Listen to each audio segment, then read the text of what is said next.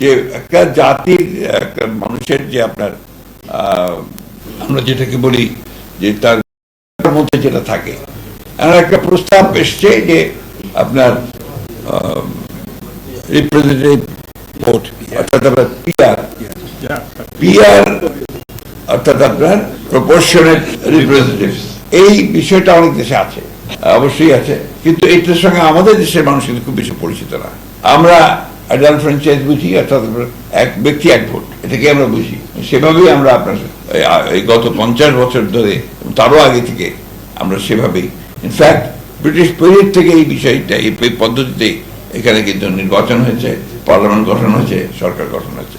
আজকে হঠাৎ করে সামনে যখন এই বিষয়টা আসছে এবং তার জন্য আন্দোলন হচ্ছে, তখন কিন্তু আপনার স্বাভাবিকভাবেই যারা অতি দ্রুত একটা নির্বাচন চান দেশে, আপনার গণতন্ত্রকে পুনঃপ্রতিষ্ঠা করার জন্য, গণতান্ত্রিক সরকার গঠন করার জন্য, গণতান্ত্রিক পার্লামেন্ট গঠন করার জন্য তারা আমরা একটু উদ্বিগ্ন হই।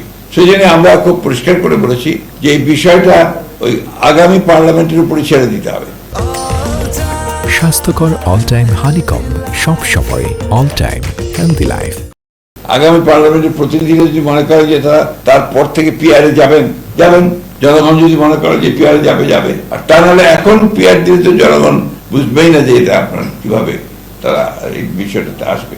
এবং একটা বড় যেটা প্রবলেম এখানে এই পিআর পদ্ধতিতে, ব্যক্তির যে স্বাধীনতা থাকে আপনার তার রিপ্রেজেন্টেটিভ চুজ করবার, সেই স্বাধীনতাটা এখানে কিন্তু খর্ব হয়। দলকেই চুজ করতে হয়, অর্থাৎ ওই দলকেই ভোট দিতে হবে। কোনো গোবিন্দ বাবু আজকে 4 নম্বরের জন্য চাচ্ছেন, এটা ইম্পর্টেন্ট হবে না, যে দল থেকে চাচ্ছেন সেটা ইম্পর্টেন্ট হবে। দল নমিনেশন দেবে পরে তাদেরকে, এটার সঙ্গে আমরা ঠিক পরিচিত নেই।